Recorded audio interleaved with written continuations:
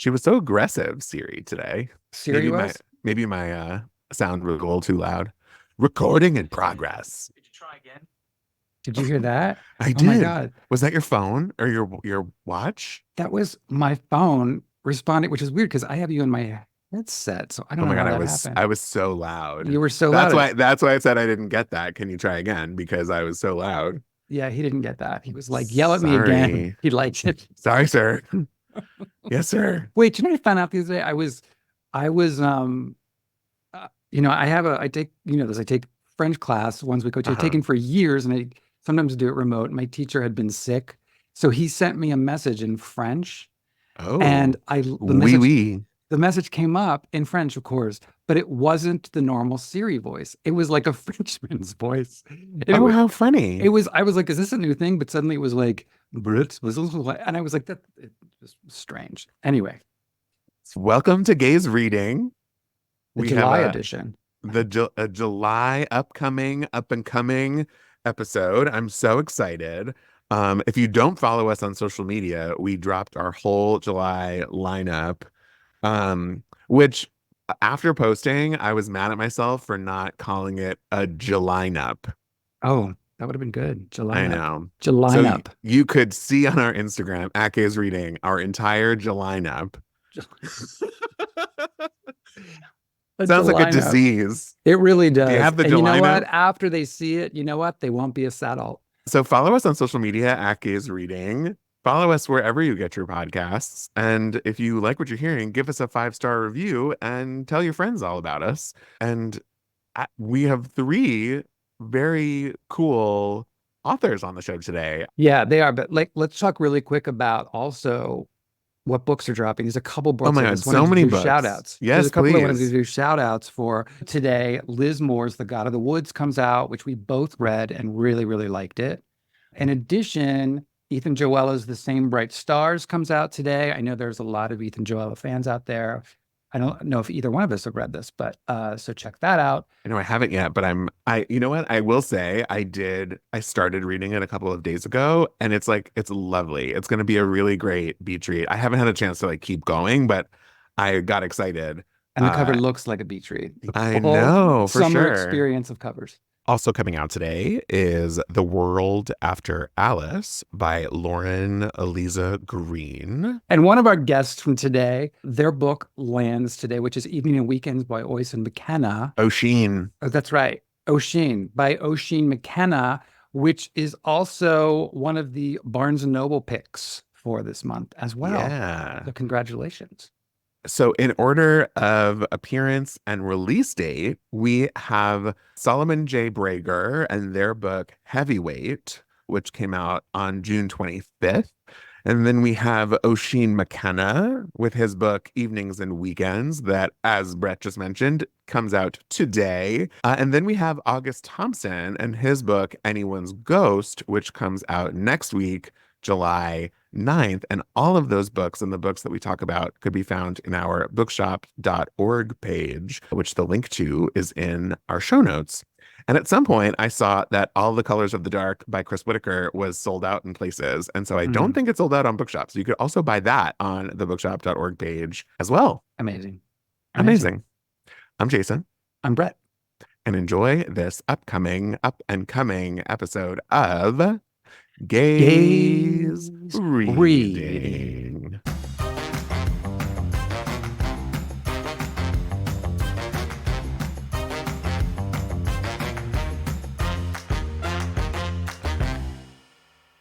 So good. A mess. These are my new sweets that I've gotten. New sweets? Wiley Wallaby. Have you ever had their? I love them, but I've never had is that this lemonade? Is limited. It's limited. It's lemonade for the summer. And hello, are you listening to our inane stupid conversation about Wally Wallaby and licorice? I'm actually very curious because I love chewy gummy things, and there's not that many that I can eat. So I wonder if it has wheat in it. No, you know what? I think, let me see, I'll tell you. It says on it, I think it's completely gluten-free. And hello. Yeah, but it's like 800 grams of sugar.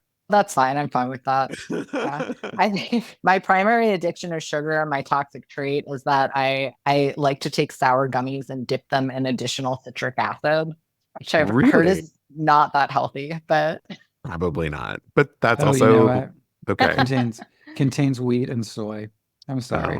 that's okay. This Anyway, is so good. welcome to Gays Reading. Thank you. This is honestly what we love talking about. So Exactly. It should just be gays eating. I mean, know. food and candy is pretty much, yeah, two of my, or food. When you're like, I don't like candy, I like baked goods. I was like, is there anything I don't like? I was Or I like love- I was like a never ending story child. I forget it, was Balthazar Bucks or whatever his name is, where like all I wanted to do was like literally hide and eat candy. And And my read. parents, and read, and often the never ending story. And my parents, my dad was on a very strict probiotic diet, and my mother is a personal trainer. And so there was like never candy in the house. I found out as an adult that my mom would drive to the grocery store and buy a box of Oreos and eat them in the car before she came home. And so I would eat like the sugar cubes that they kept for guests. Like it was still in the days where you would put out like sugar cubes when people came over for coffee or whatever. And I would hide under the bed and eat sugar cubes with a flashlight. And that's amazing. Did you ever have, how about a sugar and butter sandwich? Bastion Bucks. Bastion Bucks. In case you lost sleep over it. I wanted to make sure you knew.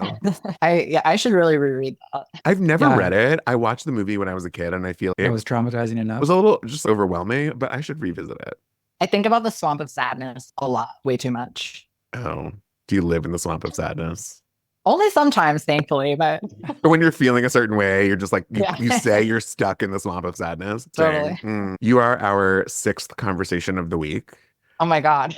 So we're like maybe a little slap happy because it's also Friday afternoon for us. But in the short version of the story is in our conversation this morning, we were talking about a typo in a galley, and the typo said sad adults.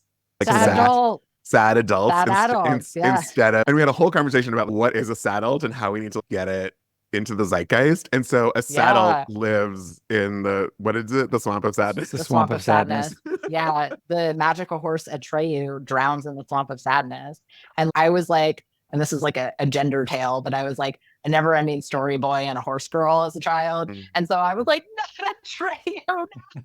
But I also think this sounds like an incredible reboot of it as an adult, going to the Swamp of Sadness or finding out it's real and what that means. Do you know what I mean? And using that as a launch off point. Like a retelling of an adult who finds themselves at the Swamp of Sadness. Yes. Like Schmigadoon. Oh, sure. Yeah. Should we talk about your book? Yeah. Oh my God, you haven't. Wow. Yes. We are all holding our copy of Heavyweight by Solomon J. Is it Brager or Bragger? Brager. Solomon J. Brager. We are holding our books and we're all sporting great mustaches. True. We are not a visual medium, but if we were, this would be a really good. It'd be very synchronous for our listeners. What is your elevator pitch for the book? Yeah. So Heavyweight is a book about inheriting a story and then trying to figure out how you relate to that story. So in this case, Heavyweight is the narrative of my great-grandparents' escape with my grandfather and his sister from Nazi-occupied Europe during World War II. And so I grew up with my great-grandmother. She died when I was in my 20s, and she was our primary family storyteller. And the primary object of her stories was this near mythological heroic tale of escaping the Holocaust. And one of the central characters of that story was her first husband, who was my great-grandfather, Eric Levy. And he was also a heavyweight boxing champion in Germany in the 1910s. And this story was like really central to my understanding of my family and myself. Like when I was a child, I wrote poetry about it. I was like really into it. And then I grew up and I became a Holocaust studies scholar. And really crucially for this book, I began researching this earlier period of German colonialism and also teaching US history. And it became very clear to me that this story that I had grown up with wasn't the whole story. And that the meaning that I had found in that family history was shifting really significantly as I learned all of these other things about the world. And so Heavyweight is like the story of the pursuit of trying to understand that meaning. And in trying to do that, I use like every tool at my disposal. And something that's really crucial, and this is not a visual medium, but Heavyweight is a graphic memoir. It's a comic. Yes. I was going to say, we have not yet said that it is a graphic memoir. I always try to slide it in. And I'm this like funny Venn diagram of cartoonist and historian. And I use drawing and painting to make sense of the world around me. And the comics that I love are comics where the words and the images are really integrated, where it's not like just an illustrated novel. And I like use the comic form to explore the topics of the story and also to explore all of these different archival tools that were at my disposal, where I was like really blessed not only to have access to all these different archives, but also to, for example, my great grandfather's boxing scrapbooks and to home movies from the 1930s and my great grandmother's recorded testimony with the Shoah Foundation. And so all of these different pieces find their way into the book. Yeah. It's beautiful. It's like an interesting kaleidoscope of mediums, because you're talking about scrapbooks, you're talking about video footage, but it's also all drawn. So we get to, there is this visual as well. You called yourself a historian and a visual artist. Are you surprised that this was the first book you wrote? No, actually, I'm not surprised at all. I think that there were like a few different versions of this book that could have happened. When I started thinking about it, because I was teaching high school history, I had initially conceived of this like pretty academic, pedagogical book that was like about settler colonialism for students. That was a comic. And I think that there are definitely like threads of that in this book. And I do think that this book, like in many ways, I conceived of it as a text to teach. But I think a lot of it was like me trying to make sense of or exercise a demon that like had to come out of me in order to like make anything else. It came out like really fast and, intensely. And I think that now like I can write something fun. Like maybe I'll do fiction. Maybe I'll write a ghost story. But like the first book like had to be this like intense family narrative. And like I had to get the Holocaust story out of me and all this so I could do anything else. Was the demon exercised? No, not at all. Yeah.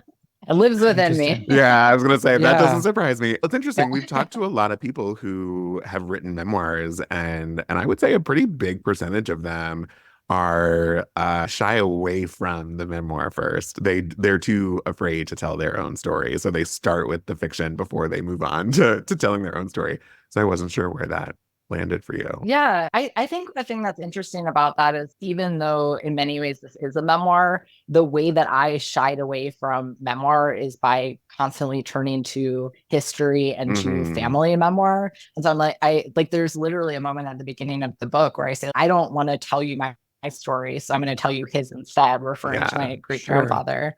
And there's been some funny things that came out of it. I think it was like the Kirkus review.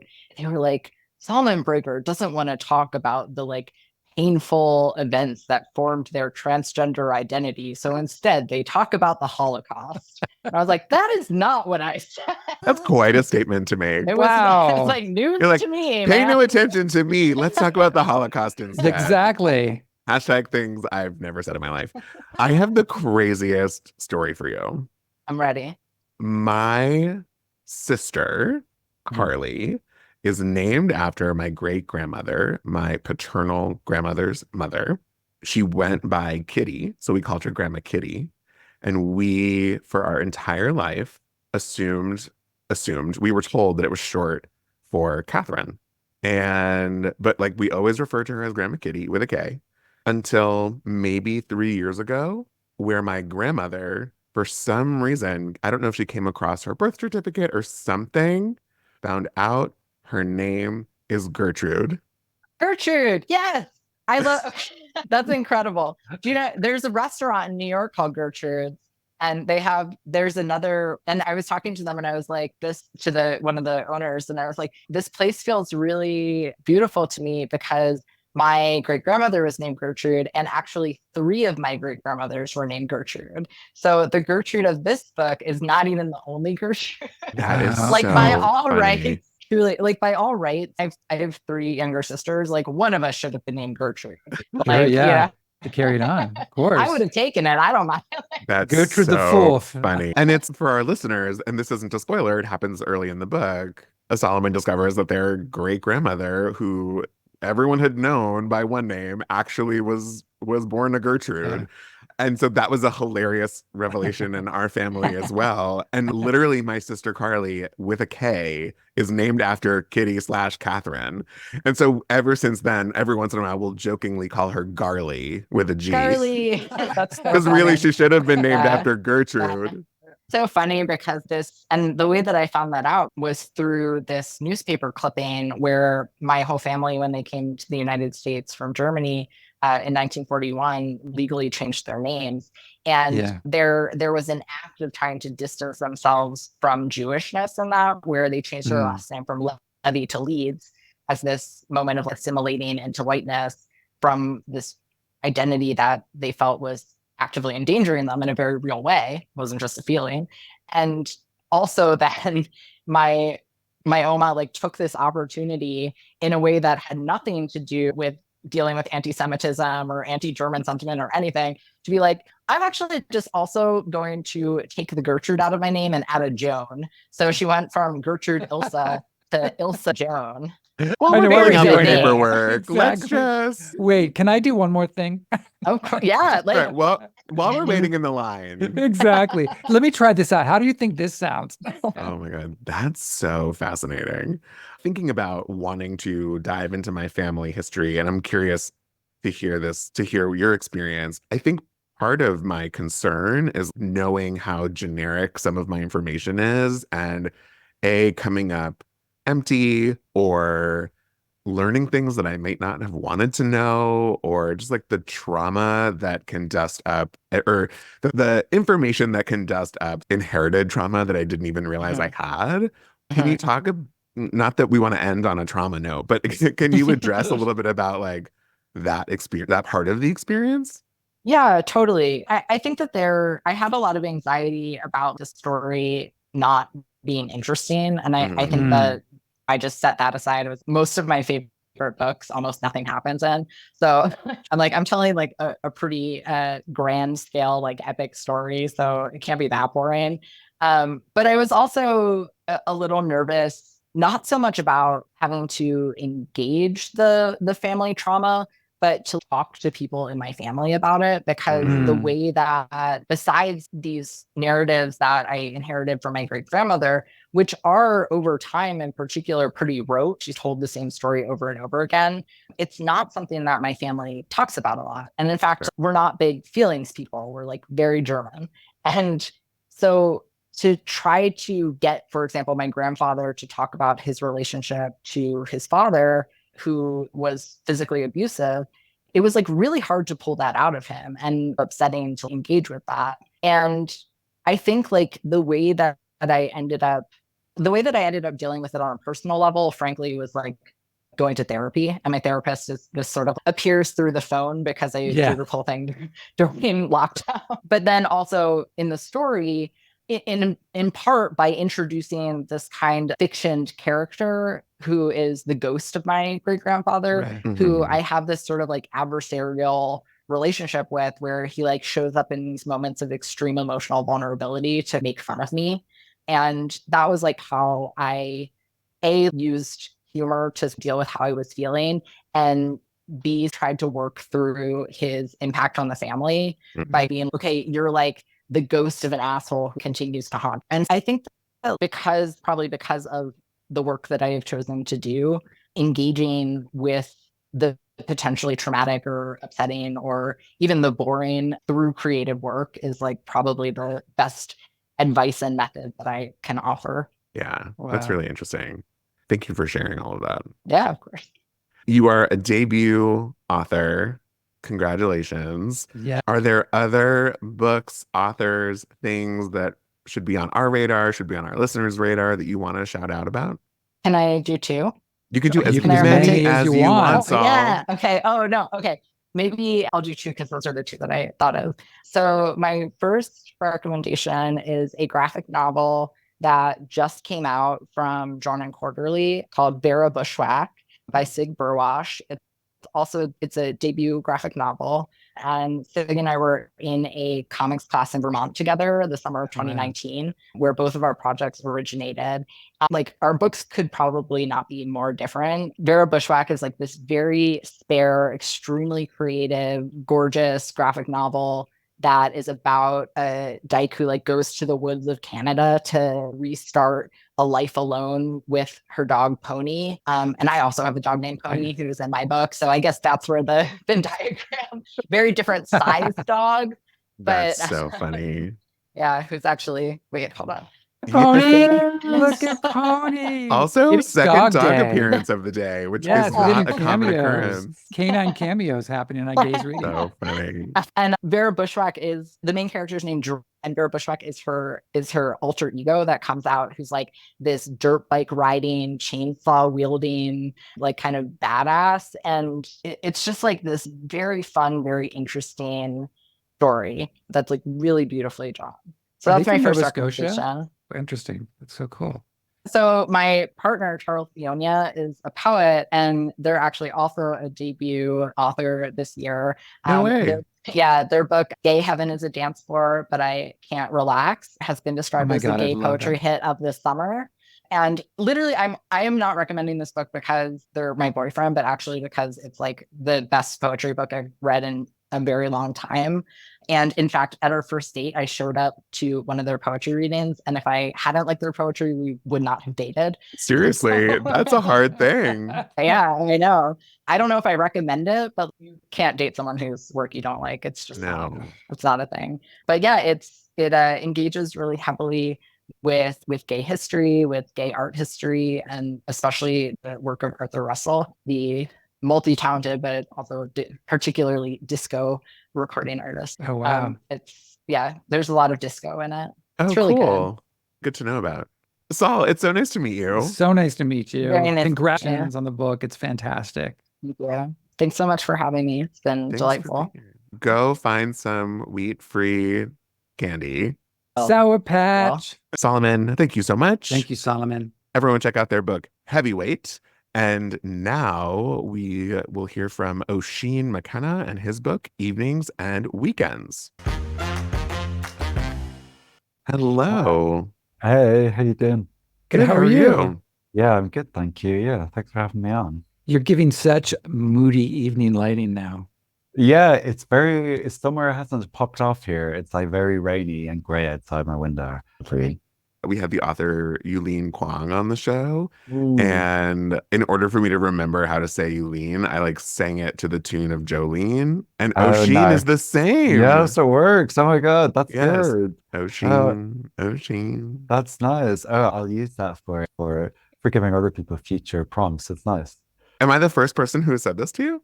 Yeah, I think so. It's good. Yeah, it's an innovation. Oh, okay. Yulene got it all the time. Maybe it's been mostly. I'm glad I could be your first. Are we your first? Are we your first American interview?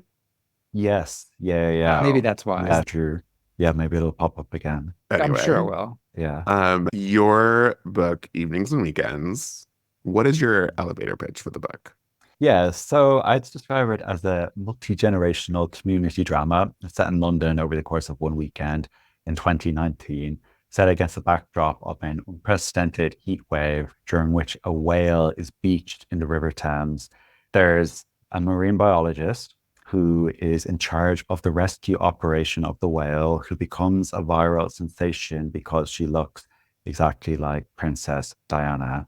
And the book follows an ensemble cast of friends and family in London over the course of this weekend as this new story is unfolding in the background, and other political events are unfolding in the background too, while this cast of characters kind of scurry about the city on all of these quite like intimate but high stakes adventures. So there's various big life-changing events on the horizon for all of these characters, and during the weekend they all come to a head. Yeah, very excellent. Yeah, most of the characters, so I'm obviously Irish, but most of the characters are English, have English accents. Although, of course, Paul Mescal also is a very versatile actor. He can pull that off, of course. I don't know, yeah. T&C. It just screams it screams to me of adaptation, and all of a sudden all these amazing English and Irish actors to be all over this thing. I want to see it as a miniseries so badly. Yeah, me too. It's not, yeah, it's still TBC, but I'm hoping that will happen. Not Yeah. confirmed yet. Yeah. Yeah. Among my most important questions of the day is I had no idea that a lot of gay kids like the sea. Is that a thing? Tell me more.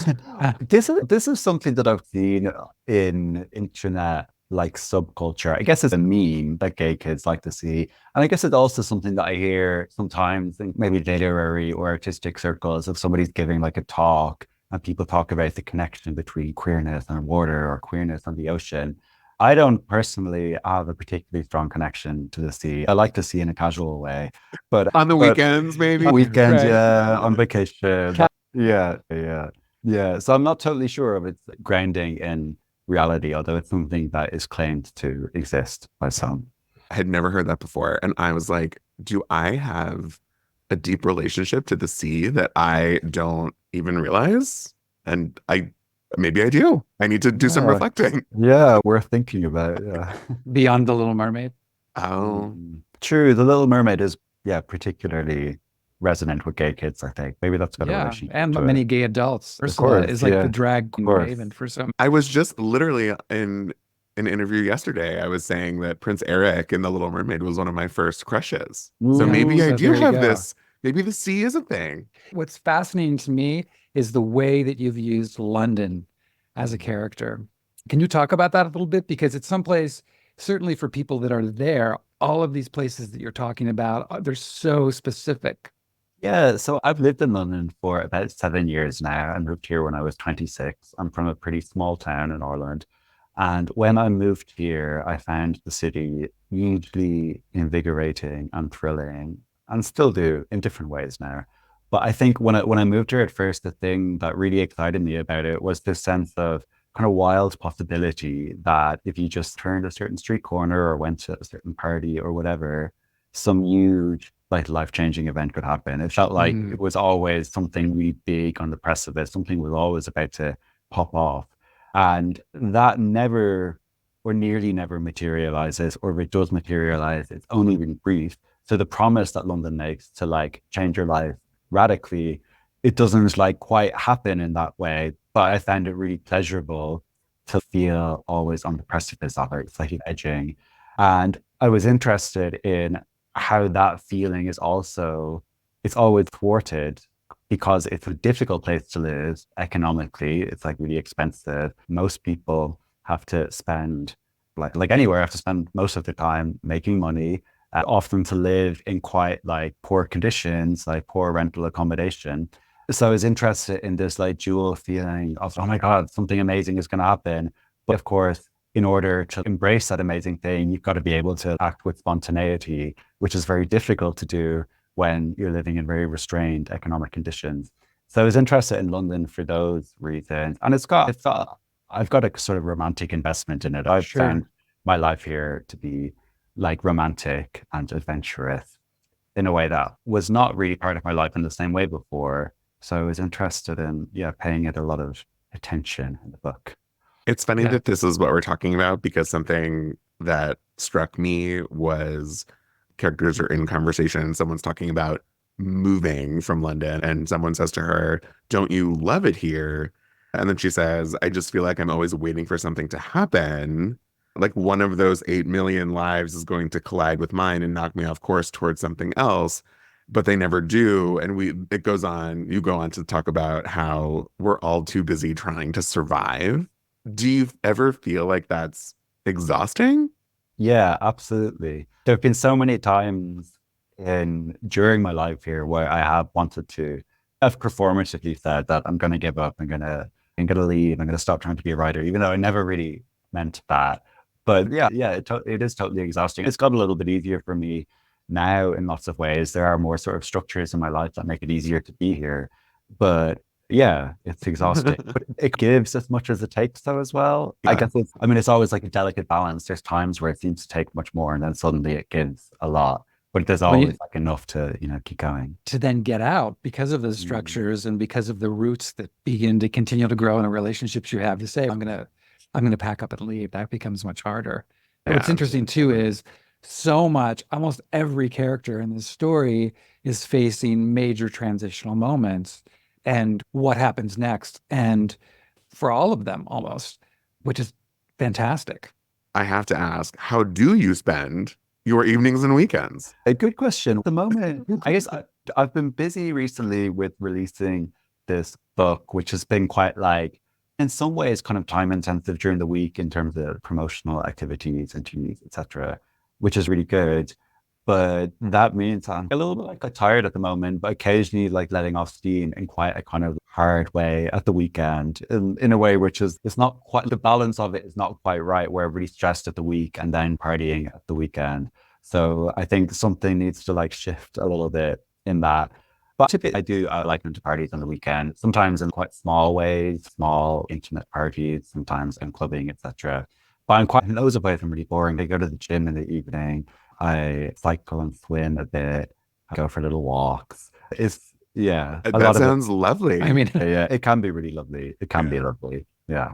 I just found it interesting too, even with the title, I noticed you use the title twice in the book, Mhm. but in both points you're talking about, it was in part about relationships and about repetition and the joy in kind of the sameness of something. But it's interesting hearing you just talk about this because there is some of that in what your own life is right now.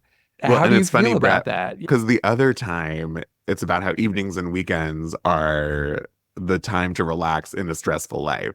Right. Yeah. So it's really that's creating the balance for you. Yeah, totally. And actually, I think that the latter time, so the context of that is when it's like in a kind of flashback scene, and it's like a mother-son dynamic in which the son who's like gay and increasingly becoming more cosmopolitan than his parents judges them for buying this big TV. He thinks it's gauche or whatever. And she says that getting to watch TV, it's the most relaxing time in her otherwise stressful life, and she wants to make it as nice as it can be.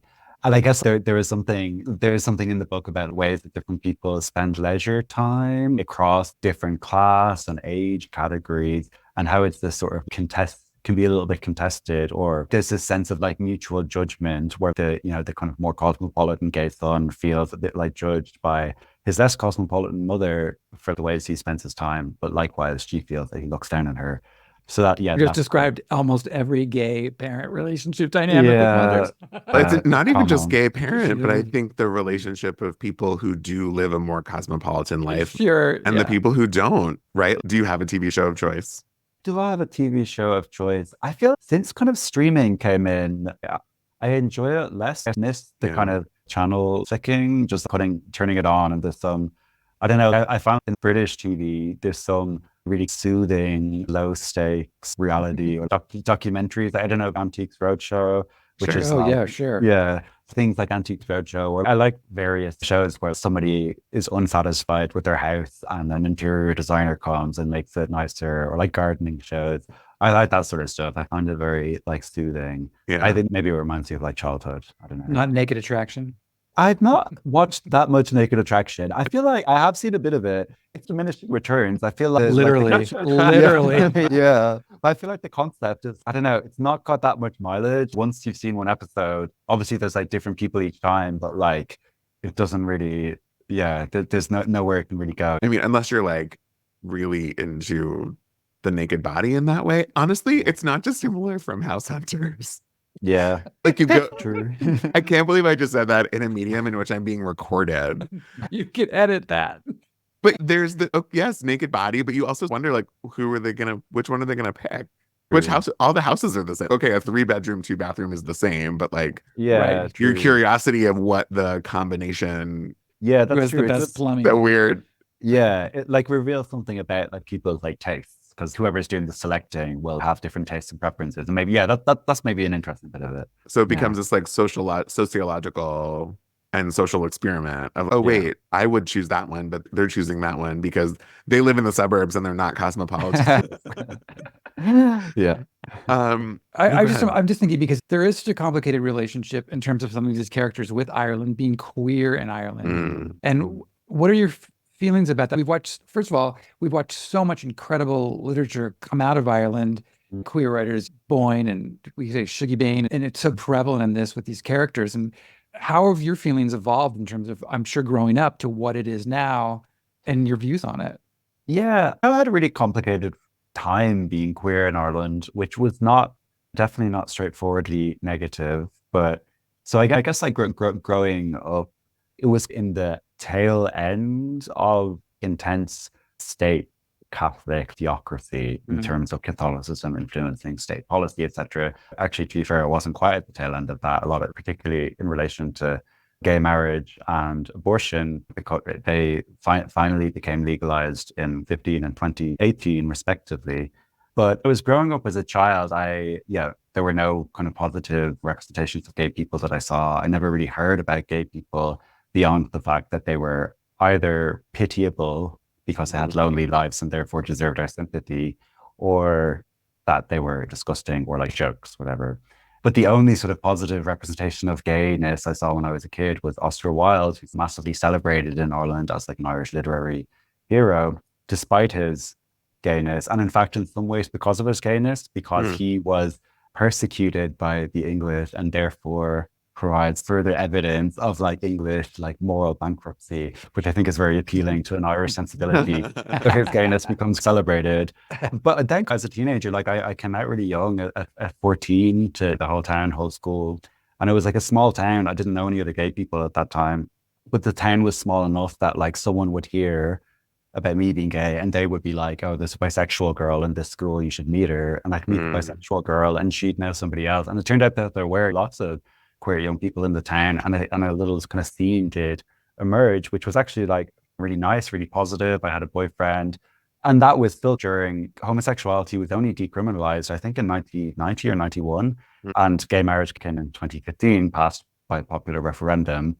But this was still 2006, so it was very much like between those times. There still was a lot of homophobia in many ways, but I don't know. I think now would be considered, from a legislative perspective, one of the most progressive places in Europe for LGBT rights.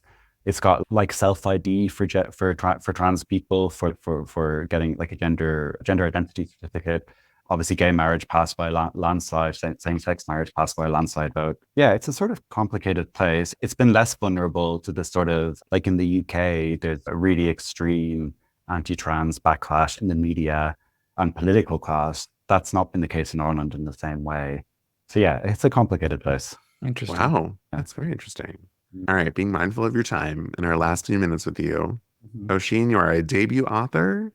Do you have other books that we should have on our radar that you want to shout out about? We're trying to amplify as many authors as we possibly can. One that I'd really recommend is a book called Henry by Alan Bratton. I don't know.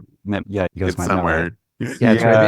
Yeah. I did a talk with Alan recently at the Literature Festival in Dublin. We were on a panel together, and they're incredibly funny and intelligent and cool person. And I think that book is incredibly moving and weird and funny and political and very observant of British, I don't know, upper class, like social etiquette, etc. Yeah, I think that's a really wonderful debut, which I'd really recommend. Fantastic. Awesome. Thank you. Oisín, you're a delight. Congrats on your Congratulations. debut. It's a fantastic book. Season 2 can be mornings and afternoons. Oh, yes, there perfect. you go. I see the 3rd episode arc. It's called Afternoon Delight. There's something going on there. Working up an appetite. Yeah, but no, Yes. it's great. Oisín, thank you so much for being here today. Thank you for having me. Everyone check out Evenings and Weekends, which comes out today, July 2nd. And now we're moving on over to August Thompson talking about his book, Anyone's Ghost, which hits stores July 9th. Hello. Hi. Hello. Oh, you both look so dapper. This is lovely. Dapper. I'm wearing a t-shirt. No, but you have your hair's well done. It's working. I think everyone's hair is coiffed. You've got good hair. How are you both today? Good. How are you? I'm doing well. I still haven't figured out the lighting in my apartment. I've just moved. So I have a CIA interrogation thing going on. So don't blame me if I confess or something like that. But I'm well. Yeah. Do you have things you want to confess to us? Really, no. We'll see how long the podcast lasts. But the lighting's there. So Okay. This is an interrogation, so the setup is perfect. I was a little bit late to this Zoom because the last thing I was doing was listening to the national song, Anyone's Ghost, get myself in the mood. So I'm feeling very broody. Good. Yeah, that's where I'm always at. So I'm happy we're all meeting on the same level. Yeah, love that song. I love them for giving me a great title, saved me a lot of Mm. work. Probably went through 9,000 different titles, and that was the one that was there the whole time, and I was ignoring it. God Mm. bless them. Can you share some of them with us? Oh, wow. That's really, yeah, that's Or is that trauma? very- You don't have I to talk. should- Yeah, that makes me feel, I think, too exposed. Yeah. I'd probably rather tell you about the 10 worst dates I ever went on than that, because that's Oh my like God, you can't do that to me. deep I in want to the- hear about that's deep in them. the If there's anything I love, it is Yeah. date stories.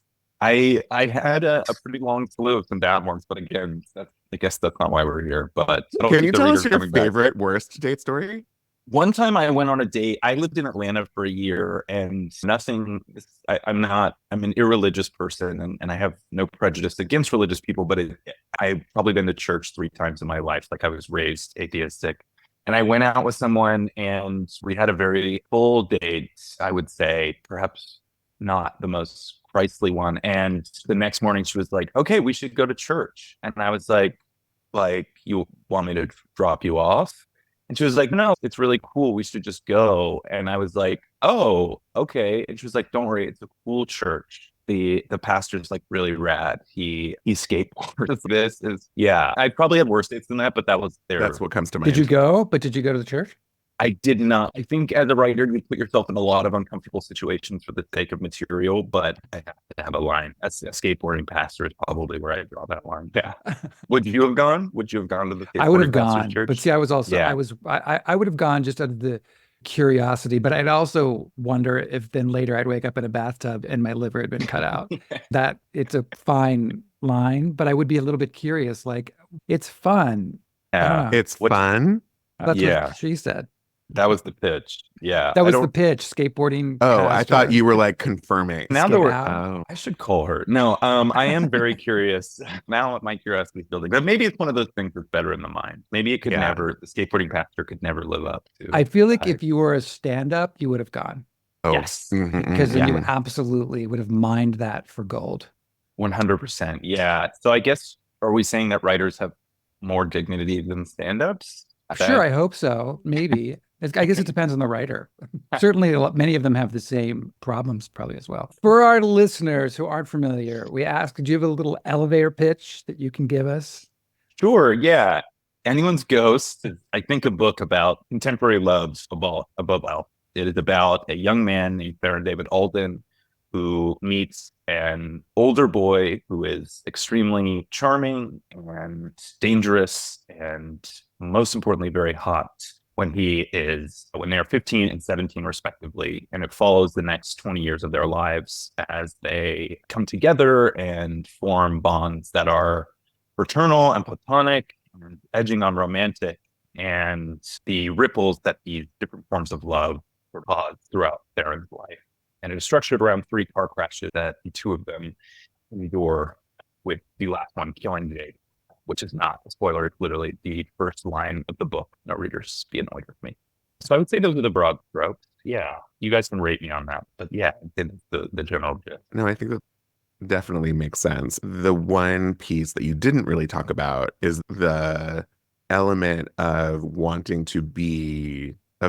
wanting to be Jake or be with him. And I think there's that, especially where there's that younger, older dynamic. Yeah, which I think was also just very prevalent throughout the book too.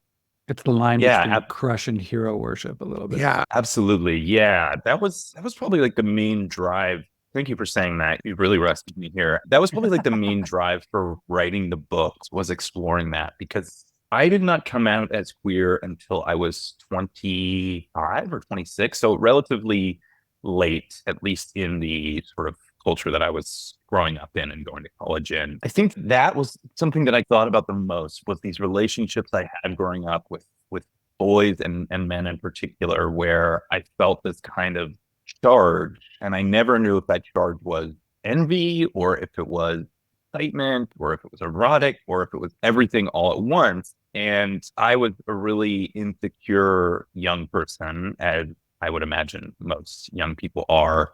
And I think that made it feel more complicated and convoluted because I had no sort of structure of competence to ground myself in. And so I was constantly meeting these people that I found to be so just electric and like life filled and present and all these things that I wasn't. And, the book talks a lot about this, but of just giving anything to become someone else, to just be outside of yourself for a bit. And so I spent a lot of years parsing like what that actually was, apparently enough to write a whole book about it. And I'm not sure if I actually have answers. I think there are maybe just more questions than ever, but that's the fun of art, isn't it? It's just an endless slew of questions. Was the sort of mining of some of those feelings that are the pieces of yourself in the book, or are there more elements of autofiction in there? I would say that there are two main things. I would say one, the mining is definitely like the emotional integrity of the book. It's examining these feelings I had. And then there are a lot of place markers that I did take directly from my life. There's an arcade in part one called Fun Spot. That's real. There's a bar called The Library where 30% of the book is set, and that's real. I'm really hoping they'll sponsor me. But most of the plot and the story and the characters, obviously you base things on real life. That's just how it is, right? There's sort of an average of a lot of people in there. But I was just like a huge nerd when I was growing up, and I had no romantic experience until I was like 20 probably, or 19, straight or queer. And yeah, a lot of it was thinking about how to dramatize and create scenes and plot out of these kind of abstract emotions that I developed. I wouldn't say it's autofiction basically at all. I wish it was in a way, because I think that Theron's life is a lot fuller than mine was. I lead a very full life now, thank God. But yeah, there were a lot of years of just being alone / with my 5 close male friends talking about the dumbest shit in the world and trying to figure out how to be secure and have moral integrity, and playing a lot of World of Warcraft. And that is fascinating to me, but does not read on the page very interestingly. So I had to make some stuff up. Do you think you've two things that you do so successfully in the book, and why I think it works so well and is so relatable, is you really capture that awkwardness of adolescence. I was looking last night, I got to put my glasses on for a second so I could actually see this. But you say I was a brace-faced gremlin with boy tits and stalagmites of cystic acne ridging my cheeks. I remember spending so many hours staring at my face, my hair, my body, trying to will it with some psychic power to be better and more manly. And I remember, I just looked at that, I remember like rereading that, and like that was me, but also the way you capture that feeling of a crush, and that feeling of, and the inability to verbalize what exactly it is when you're feeling it, and not having the clarity yet of knowing, is it sex related? Is it just hero worship? Is it, I want to be with you, or I want to be you? I think that's so prevalent for anyone, regardless of sexuality. You're at that point where it's not so clearly defined. And I don't know, maybe today, young people have a lot more language and a lot more to be able to verbalize something that wasn't necessarily there then. But I certainly never knew. And I absolutely had this person that I was a freshman, he was a senior, he played the trumpet, he was like, oh my God, and straight. And I was just coming to terms with, I was a freshman in high school, coming to terms with my sexuality and not understanding any of it. And you just nailed it. You nail it. Thank you very much. Yeah, I really appreciate that. And I think something I worked very hard to try to accomplish, and I think was one of the harder parts of writing the book, was the book is written with a retrospective view. It opens with the narrator he's almost 30, and he's looking back at his life with Jake. And finding that meld of maintaining an authorial voice that was adult, but also recreating authentically what it was like to be that young, and to like channel that insecurity, and to alter the voice as the book goes on and as the characters age. That was something that took a lot of fine tuning and effort. Not to pat myself on the back too much. It's just something I was really conscious of, because I am really tired of coming of age novels, which is a label I both apply and don't apply to this book, but whatever. Or books about being young that have a condescending perspective towards being young, where it's not being inhabited, it's being looked down on. It's very easy to find yourself ridiculous when you're young, once you're a bit older, because it is ridiculous. But at the time, it's the only real thing in the world. Like those feelings were all real. They were all so valid. But yeah, now I'm just like, yeah, I was 15. It was so dumb. Whatever. It's very easy to just write it off. But it was everything at that point. I remember feeling like if things didn't go my way, if I couldn't find a way to express myself, I would just like explode. And life loses that urgency a little bit. I wanted that to feel very authentic. That was a bit of a rant, but No. It's okay. We love rants. Back to a little bit of autofiction and this discovery of being young and stupid and silly. I think this may be one of the most important questions I ever ask on this podcast, or certainly that I have ever asked on this podcast. In August's journey of self-discovery, upon reflection, were you, and I'm asking this because it comes up in the book, did you realize that you were attracted to Robin Hood and Disney's Robin Hood? I actually took that from someone else, and I was so stunned when they told it to me that I was like, it's one of those things from, you could not have waterboarded that information out of me. I found it to be so perverse and fascinating. And after it had processed, I was more like, that actually, these kinds of things make sense because sexuality is so confusing. But no, I can confidently say I did not feel sexually attracted. I feel like I'm under oath. I can confidently say, Your Honor, that I did not feel sexually attracted to the Robin Hood animated I series. did not touch that girl, or whatever he said. Yeah, exactly. I touched that woman. Yeah. Hey, Brad. Yeah, and suddenly, Jason, when you brought that question up, all I could hear in my head was Robin Hood, Little John running through the forest. Like literally, like I used to play the record of that thing. But he did look good in his tights, fox and all. Or what was he, a fox? He's A fox. Yeah, he's a fox. He has a roguish charm. I don't not get it, but I remember someone telling me that and being like, oh man, I'm gonna use that. Like, I'm so sorry. But Oh, sure. Better that than like Gaston from Beauty and the Beast. that's very true. Would've been a little too on the nose. That was not the first time I'd heard that about someone being attracted to the fox of Robin Hood. Really? No way. Okay. Amazing. Yeah, no, that was not new. And I don't think I've ever thought, oh, that was who I was attracted to when I was a kid. But someone saying it, I was like, oh yeah, I get it. Those early Disney Yeah. films didn't give you a lot of options. It wasn't until Little Mermaid came in that the princess. I know. started getting a little Prince hotter. Eric was the one for me when I was a kid. Yeah, and then 100%. Aladdin, all of it. You had Yeah. your choice of so many. So, It's so true. We came of age at a better time. is there something now that you, as an older August, would go back and tell your younger self? I just would like to encourage my younger self to know that it will be all right.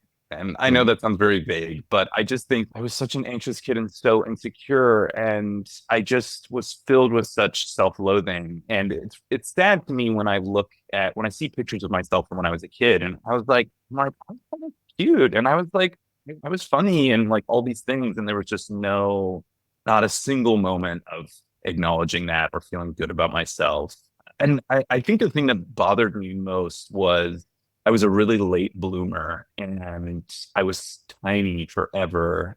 And I think I just would be like, slow down. It's going to be all right. You just need to give it some time. And you should actually enjoy being a little dweeb, and you should just enjoy being here, because this is not something that life will let you recreate, or these long weekends going to your friend's like beach house and drinking their parents' expensive vodka and making dumb jokes. Like, life doesn't really afford that. Life does afford like going on a lot of dates and like exploring that part of your life. And so I wish I had just been able to be like, okay, this is now and this is a good thing. Can you go back So, and yeah. now tell my younger self that same thing? While you're time traveling and all. Exactly. Stop by I'll prompt 1038 back. Elizabeth Drive in Pittsburgh and let him know as well. In the year 1812. Oh, You will be the second author. I say second because I read the other book first, even though you're the first conversation we're having. We will be talking to two authors this week who talk about Fleetwood Mac. Do you have a favorite Fleetwood Mac song? I really like Over My Head, the single version. I'm normally not particular, but there's some slight mixing change on there. But I love that record, Top to Bottom Rumors. That's like most. But I think, one of the best parts of getting older is you like, I'm cool with being a greatest hits guy now. I'm more than fine being like, no, their best song is their most famous song. And there's a reason it's so famous from Yeah. because it fucking rules. Yeah. So yeah, I would say over my head. How about you You pull guys? up Are your- you Fleetwood Mac? This is Fleetwood Mac on Spotify. Yeah, exactly. Do you have a book that you're excited about or recommending? Yes, I read a book called Worry by Alexandra Tanner that came out this year that I absolutely loved. Would We've you had her on the read? show. Oh my God. I love Alexandra. She's so nice. And then I just read The Memory Police by Yoko Ogawa, which I thought was really brilliant as well. But yeah, those were my two best reads. Oh, I love that. Cool. August, this has been This was lovely. delightful. Thank you so much. I know I'm so sad it's over, but I really had the best time. And thank you both for reading. Very generous of you. Yeah. No, Our pleasure. That's what we do. congratulations. We are gays reading. August, thank you so much for being here. Thank you again both so much. Everyone, check out Anyone's Ghost in stores and online, wherever you get your books on July 9th. August, Oisín, Solomon, thank you so much for being here. Everyone, make sure to Thank check you out all. Heavyweight, Evenings and Weekends, and Anyone's Ghost. And we'll see you next week. Bye. Bye.